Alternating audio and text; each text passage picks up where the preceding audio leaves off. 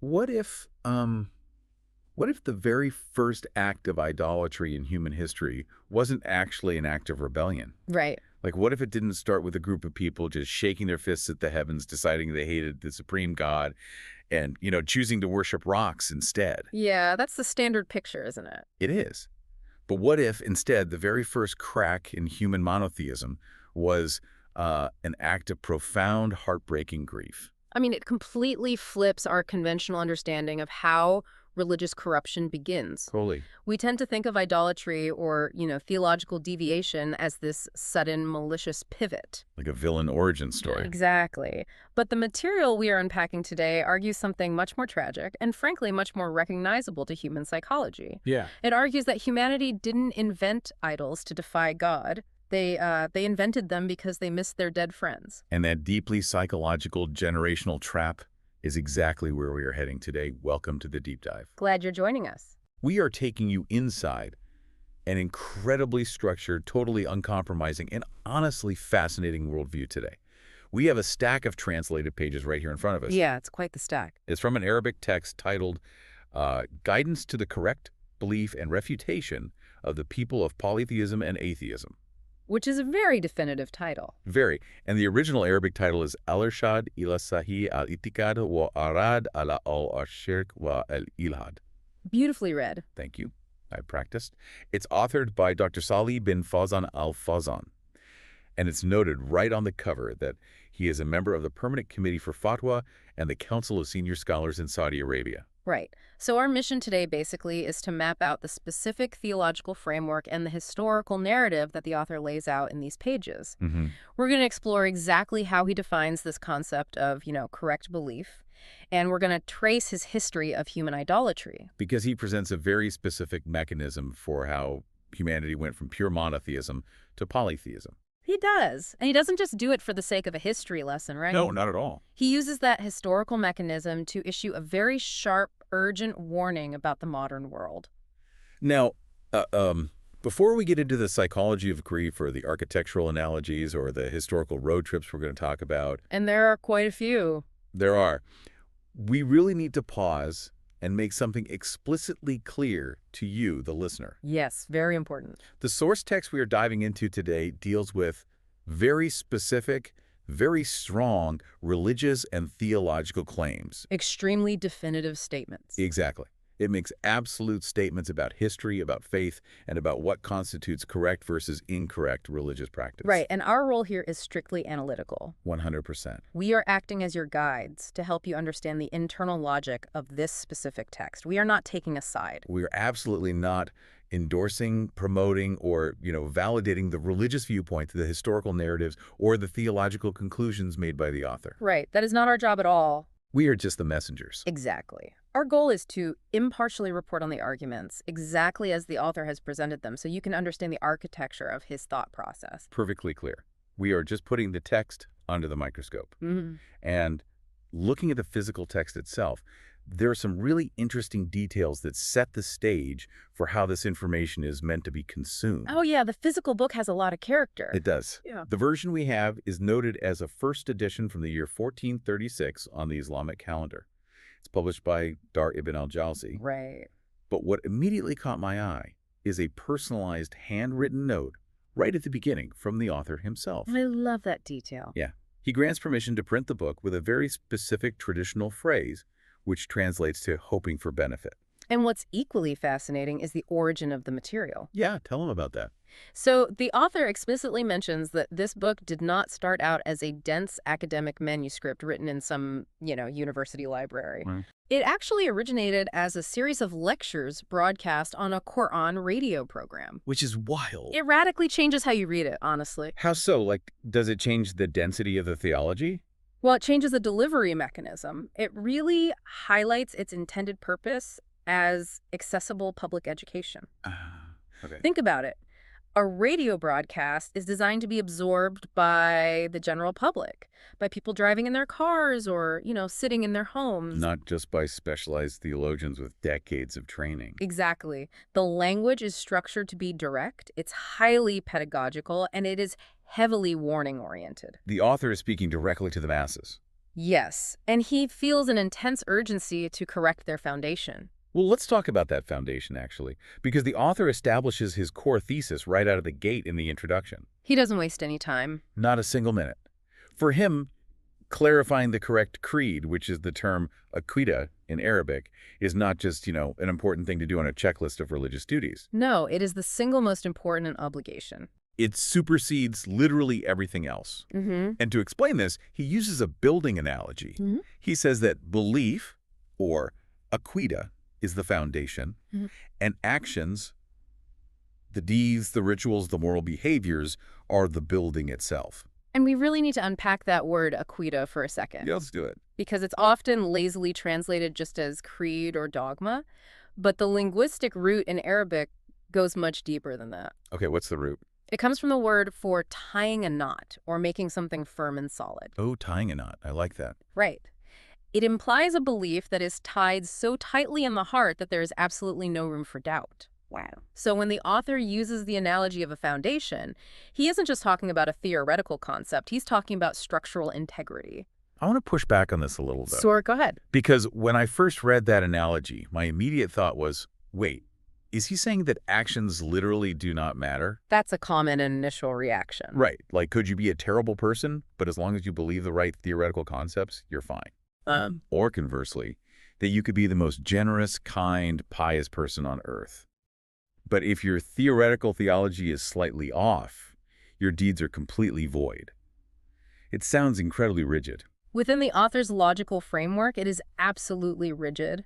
Yeah. But it's not because he's just, dismissing actions. It's because he views it through the lens of physics, almost. Physics. Yeah. He is saying actions cannot exist in any meaningful spiritual way without the correct foundation. Interesting. The text argues that if the foundation is corrupt, if there is even a slight impurity in the core monotheism, which is called tawhid, the building inevitably collapses under its own weight. Okay, so it's less like an angry boss rejecting your work and more like a city building inspector. Oh, that's a great way to look at it. Right. Like you could build a stunning skyscraper with gold-plated elevators and a beautiful rooftop garden. Mm-hmm. But if you pour the concrete foundation mixed with contaminated sand, the city inspector is going to condemn the building. It doesn't matter how nice the gold elevators are. The laws of physics dictate that the building will eventually fall. That is precisely the author's logic here. God is the ultimate inspector, and he only evaluates the foundation first. So the foundation is the pass-fail test. Exactly. If the foundation, pure monotheism, pure tawhid, is intact, then the deeds built upon it are evaluated. And if it's not? If the foundation is flawed by associating partners with God, which is called shirk, the deeds are structurally unsound and entirely rejected. Wow. It is a zero-sum game. And what's interesting is that the author doesn't just present this as a neat philosophical analogy. No, he grounds it. Right. He backs it up with a very specific historical precedent. Yeah. He points to the example of the Prophet Muhammad's early mission in Makkah. Right. And the text emphasizes a timeline that is honestly kind of staggering to think about. It really is. The Prophet spent his first 13 years in the city of Makkah doing absolutely nothing but correcting belief. Just think about that. For over a decade. The sole focus was calling people to the phrase, La ilaha illallah, meaning there is no deity but Allah. It is a profound point in the text, and it's really meant to serve as a methodological blueprint. Mm-hmm. Think about the immense patience required for that. The author highlights that during those entire 13 years in Makkah, the specific legal duties that we now associate heavily with Islam were mostly absent. Wait, really? Yeah, the heavy prescriptions of Islamic law, things like fasting during the month of Ramadan, the mandatory charity called zakat, the intricate physical rules of formal prayer. None of that was there. None of that was heavily prescribed or detailed until after this 13-year foundation of pure belief was laid. Let's sit with that for a second, because from a modern organizational standpoint, that is wild. It makes no sense to a modern CEO. Exactly. Think about trying to launch a startup or a political movement or a nonprofit today. Right. Imagine spending the first 13 years just repeating the mission statement over and over before you actually ask anyone to execute a specific task or follow a detailed behavioral code. You'd lose your funding in a month, honestly. You would. People would get so bored. But the author uses this to show the absolute primacy of aqidah. You have to understand what the society of Makhluk looked like at that time. Set the scene for us. So polytheism wasn't just a quirky spiritual preference for them. It was the entire economic and social engine of the city. Right, they had the Kaaba. Exactly. Makuta was a pilgrimage site for hundreds of tribes, all coming to worship different idols housed around the Kaaba. That brought trade, wealth, and power to the ruling tribe, the Quraysh. So when Muhammad stands up and says, there is only one God and all these idols are false, he isn't just introducing a new theological concept for debate. No, not at all. He is threatening the entire socioeconomic foundation of the city. Exactly. And the author's point is that you cannot fight a deeply entrenched, corrupt socioeconomic system by immediately telling people to fast or give to charity. Because they won't do it. Well, the behavioral modifications won't stick because the underlying worldview hasn't changed. Oh, that makes sense. The author believes that all modern scholars, teachers, and reformers must follow this exact sequence today. So it's a blueprint for now, not just history. Yes. You cannot start by preaching about good manners or economics or even specific religious rituals if the people's core belief system, their foundation, is compromised. The foundation must be secured first, always. Always. Or the rest is a complete waste of time. This perfectly sets up the massive stakes of the book. It explains the urgency of a radio broadcast dedicated entirely to creed. But to really understand why this foundation is so fragile and why it requires so much constant protection, the author takes us on a deep historical journey. This is my favorite part of the text. Me too. And this is where we get back to the idea of grief and the origins of idolatry. Because according to the text, humanity did not start out confused. No. We didn't start out as primitive cavemen worshiping the sun or carving statues and then, slowly evolve to figure out monotheism. Right. It's not a progressive evolution. The text argues it was the exact reverse. Exactly. Al-Fawzan presents a narrative of human history that begins with an original state of absolute purity. According to the text, from the time of the first man, Adam, humanity lived for 10 entire centuries on pure, unadulterated monotheism. 10 centuries. 1,000 years. There was no polytheism. There was no shirk. Every single human being understood the correct foundation perfectly. 1,000 years where the foundation is solid and the building is holding up perfectly. Exactly. So the obvious question is how, according to this text, did this shift actually happen? This is perhaps the most psychologically nuanced and fascinating part of the author's narrative, I think. Yeah, I found this part stunning. The text explains that the shift to polytheism happened among the people of the prophet Noah, and it started with a psychological trick. It started with 5 specific men. 5 guys. 5 guys. The text names them Wad, Suwa, Yagath, Yativk, and Anaster. Now let me guess. Were these guys brutal warlords? Like, were they ancient cult leaders demanding sacrifices? No, they were the exact opposite. Okay. According to the text, they were highly righteous, incredibly pious, good men. Wait, they were the good guys. They were the best guys. They were beloved community leaders who were deeply devoted to God. They were the moral anchors of their society. Okay. And when these 5 men died, their communities were devastated. They were heartbroken. They grieved the loss of these spiritual giants. That is such a deeply human, relatable starting point. Isn't it? You have a grieving community that just misses its best people. They are looking around, feeling spiritually untethered because their leaders are gone. And this vulnerability is exactly where the author introduces the concept of Satan's long game. The long game. Yeah. Satan doesn't show up with fire and pitchforks demanding they worship demons. Because no one would do that. Right. The text outlines a step-by-step process, a generational trap. Let's walk through the steps. Okay, step 1. Satan comes to the grieving community and whispers a very subtle suggestion. He doesn't say, worship these dead men. He simply says, why don't you build statues or monuments of these righteous men and place them at your gathering places? Just monuments. Yes, he says. It will help you remember their piety. When you look at the statues, you will be inspired to be as good and devoted to God as they were. Wow. So the initial motivation was genuinely to encourage piety. Completely pure intentions. It was essentially building a memorial. It's the exact same impulse we have today when we put up a statue of a civil rights leader or a great philanthropist in a town square. Exactly the same. We aren't worshiping the bronze statue of Abraham Lincoln. We want the youth to look at it and be inspired by his virtues. Right. Let's call this the memorial paradox. The idea that the very tools we build to remember a concept eventually become the greatest threat to that concept. The memorial paradox is a perfect way to frame the author's argument. It's tragic, really. It is, because the text is very clear that the first generation who built these statues did not worship them. Not at all. No, they knew exactly what the statues were mere carved stone meant for remembrance. They maintained their pure monotheism. But the trap was set. Right, because Satan is patient. Here comes step 2. Okay. Time passes. That original generation grows old and dies out.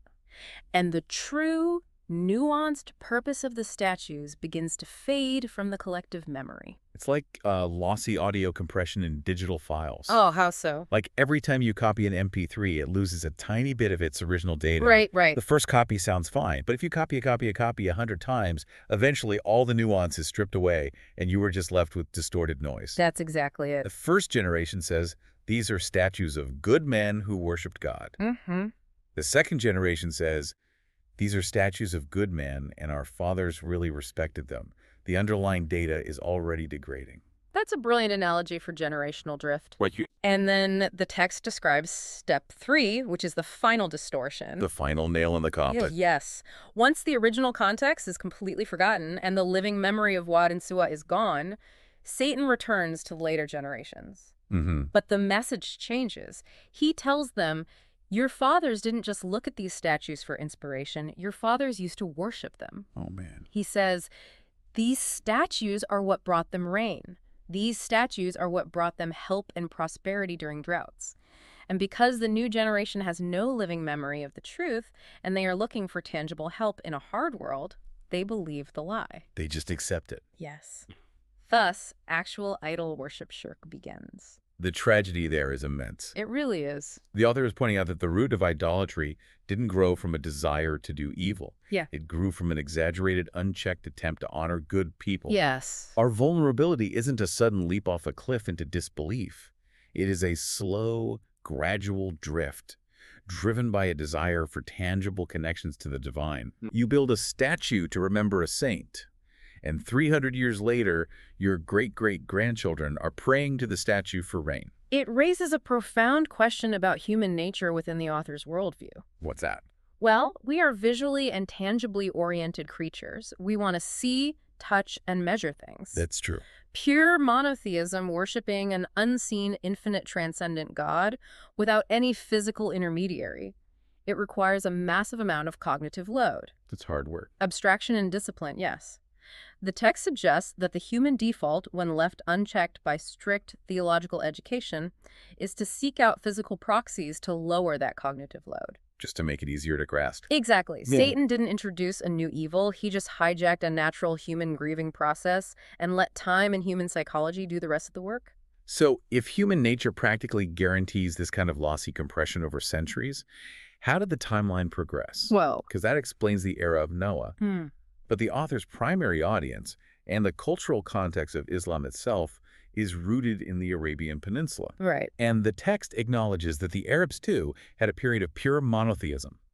How did they fall into the same trap? So the text moves the timeline forward to the era of the prophet Abraham and his son Ishmael. Okay. According to the narrative, they traveled to the barren valley of Makkah, built the Kaaba, and established pure tawhid.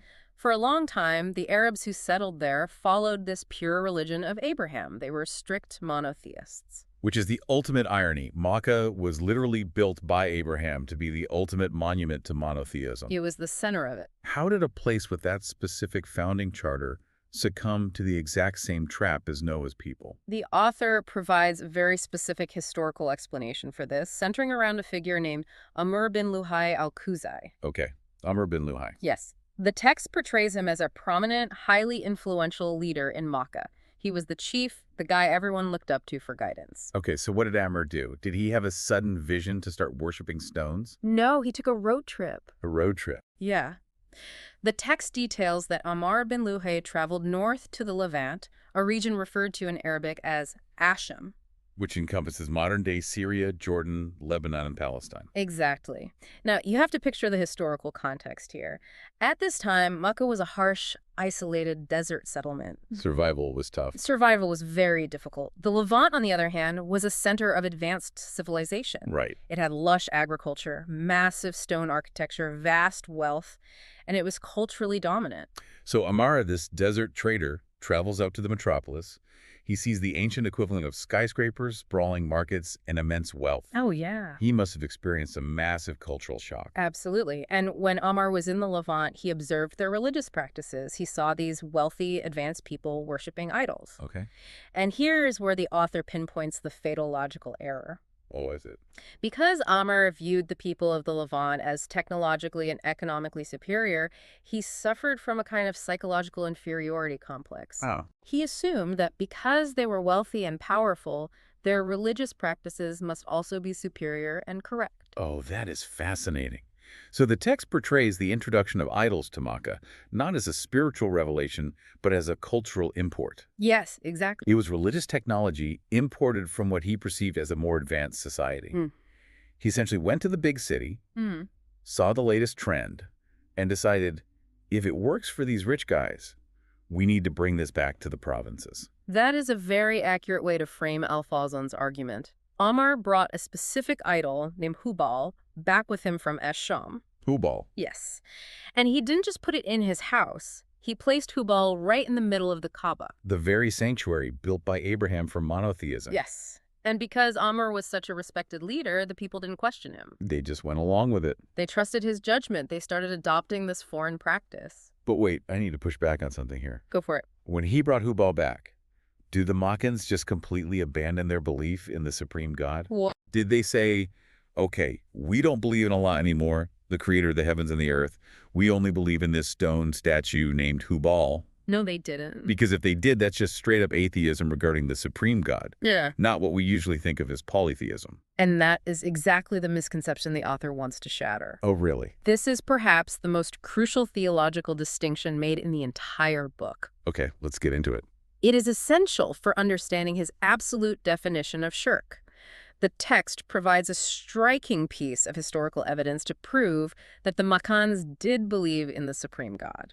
That's the evidence. The pre-Islamic chant, or talbiyah, that the pagan Arabs would recite when they performed their pilgrimage around the Kaaba.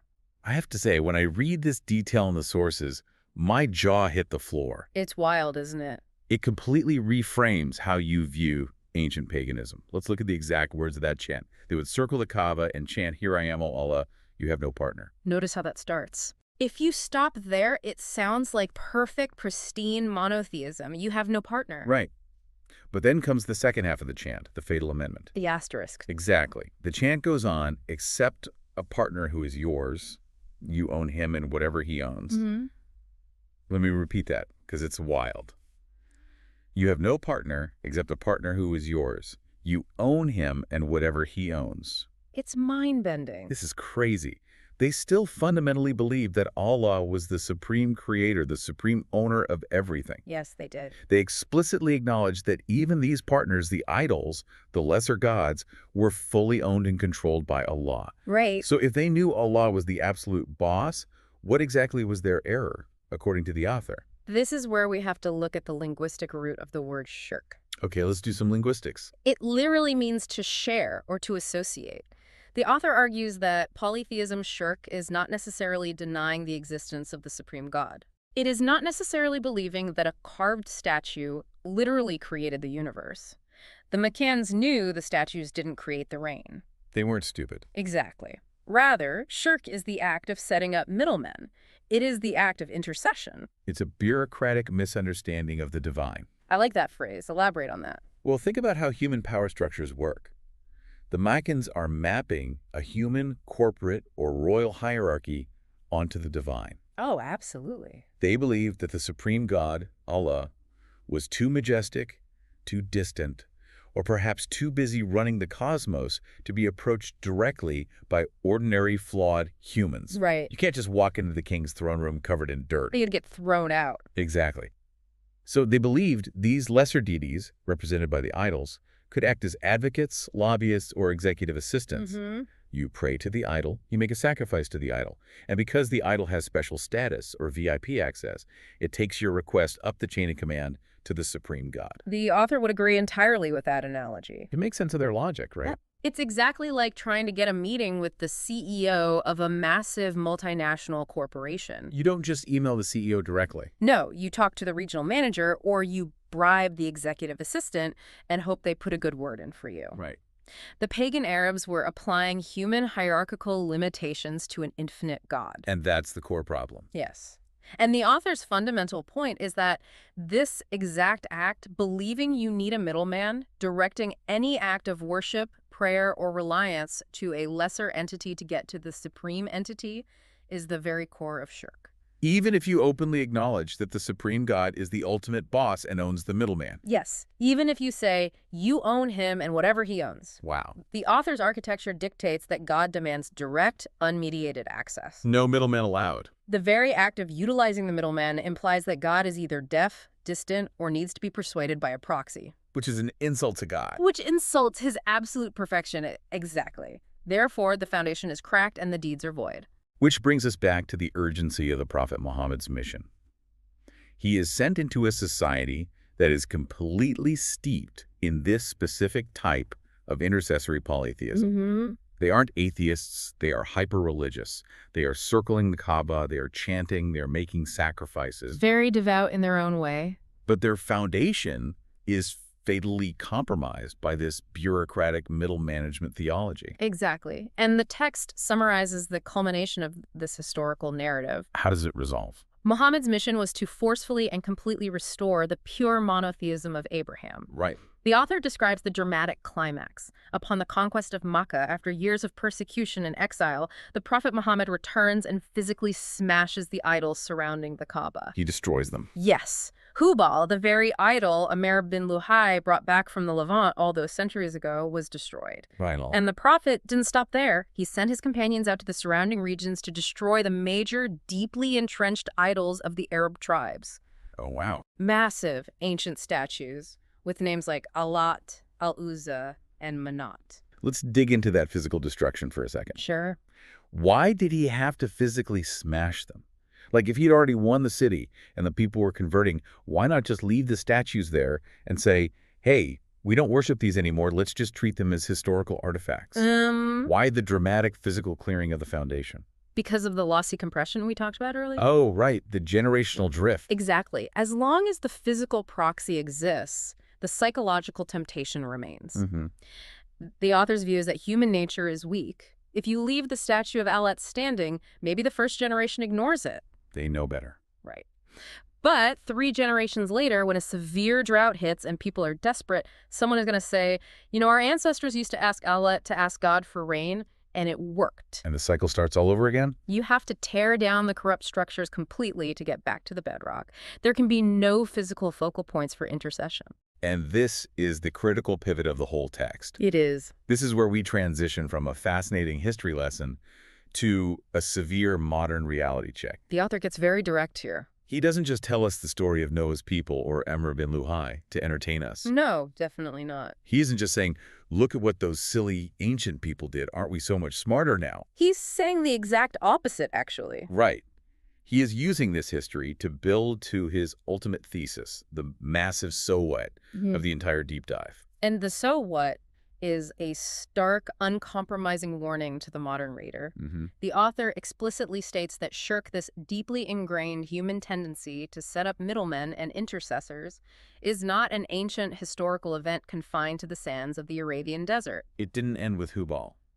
It is not a closed chapter in a history book. It is a constant, recurring, and present threat to humanity today.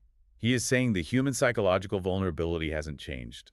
The bug in our operating system that makes us crave tangible proxies is still there. Exactly. And the text draws a direct, almost aggressive parallel between the ancient history and contemporary practices within the modern world. Okay, what's the modern equivalent? The author warns that when people today exhibit extreme reverence for modern saints, or when they build elaborate structures, domes, and shrines over the graves of righteous people, Happens all the time. it does. Or when they go to those graves and seek help, rain, or intercession from the deceased holy men inside, Yeah. this is not just a cultural quirk or a harmless expression of love. It's not just paying respect. No. The author argues that structurally, psychologically, and theologically, it is the exact same thing that happened with the statues of Wad and Suwa in Noah's time. That is a heavy accusation. Very heavy. He is drawing a straight, unbroken line from the grieving people of Noah building memorials to the Makkans using Hubal as a middleman, directly to modern people praying at the graves of saints. Yes, an unbroken line. He is saying the mechanism of decay is identical. Yes. Within Al-Fawzan's theological architecture, asking a deceased saint to advocate for you with God today is theologically indistinguishable from a pre-Islamic Makkan asking the idol Allah to advocate for them with God. Because they both use the middleman. Exactly. Both modern actors and ancient pagans acknowledge a supreme creator, but both violate the foundation by utilizing an intercessor. Wow. The author sees history as cyclical. The human tendency to elevate the righteous into intercessors is a perpetual loop. Even if you aren't religious, the psychology here is deeply resonant. Oh, for sure. Look at how we operate in the secular world. Look at how we treat technology or political figures or self-help gurus. It's the same impulse. How often do we elevate a flawed human guide or an algorithm into an unquestionable idol? We have this desperate innate need to outsource our critical thinking, our security, and our access to truth to a tangible proxy. The author is talking about ancient theology, but he has identified a very modern human cognitive bias, the desire for a middleman to handle the heavy lifting of existence. That is a phenomenal way to secularize the concept. It just fits so perfectly. It really does. And because it is a perpetual loop, because human nature constantly defaults to outsourcing and proxy seeking, the author believes the solution must also be constant. Right. That is why the book originated as radio lectures. That is why he emphasizes the strict, relentless, continuous teaching of Aqidah. You can't ever stop. You have to constantly check the foundation. You have to constantly test the concrete, because the moment you stop paying attention, the human instinct is to start adding middle managers to the hierarchy. The 13-year precedent of the Prophet Muhammad wasn't just a historical phase. It is a permanent requirement. The foundation of pure tawhid must be continuously maintained, taught, and defended against the natural human drift. That is the core message of the text, absolutely. Let's pull all this together, because we have journeyed through a highly structured, psychologically dense worldview today. We covered a lot of ground. We did. We started with the architectural necessity of a pure foundation, the uncompromising idea that if the core belief is flawed by intercession, the entire building of deeds collapses. Right. And then we explored the psychological origins of idolatry with Noah's people. We saw how it began not with malice or rebellion, but with the memorial paradox, a misdirected attempt to honor the righteous, falling into Satan's generational trap of lossy compression. Then we looked at the sociological and cultural factors, how idolatry was imported to Arabia by Amir bin Luhai because of an inferiority complex regarding the wealthy Levant. The cultural import. Exactly. And we broke down the linguistic reality of shirk, how the Makkans misunderstood the divine by treating it like a human bureaucracy requiring executive assistants and lobbyists. And finally, we unpacked the author's stark warning that the very same mechanisms that created idols of stone in the past threaten believers today through the veneration of graves and saints. The players change, but the psychological trap remains exactly the same. Al-Fawzan presents a view of human nature where our greatest vulnerability isn't a sudden dramatic rebellion. It's rarely that dramatic. The danger is much quieter. It is a slow, gradual drift, driven by our desire for tangible connections, our grief, and our tendency to exalt the pious just a little too much, until the very people meant to point us to God become a barrier to Him. It forces you to ask a profound question, really, regardless of your personal background or beliefs. What's the question? If you look at the trajectory of any belief system, any institution, or even any deeply held personal philosophy you have over a long enough timeline, how much of what is practiced today is the original, pure foundation, and how much is the result of a slow, generational drift? Wow. How many statues have we built in our own minds, thinking we are just honoring the past or seeking a little bit of tangible help, only to realize generations later that we've fundamentally corrupted the architecture of what we actually It's believe? just a sobering thought. Because if the foundation is compromised by proxies and middlemen, the rest of the building is just a beautiful illusion waiting to fall. Exactly. Thank you for joining us on this deep dive into the sources. Keep questioning the structures around you, keep digging into the why and the how, and above all, keep checking your foundations.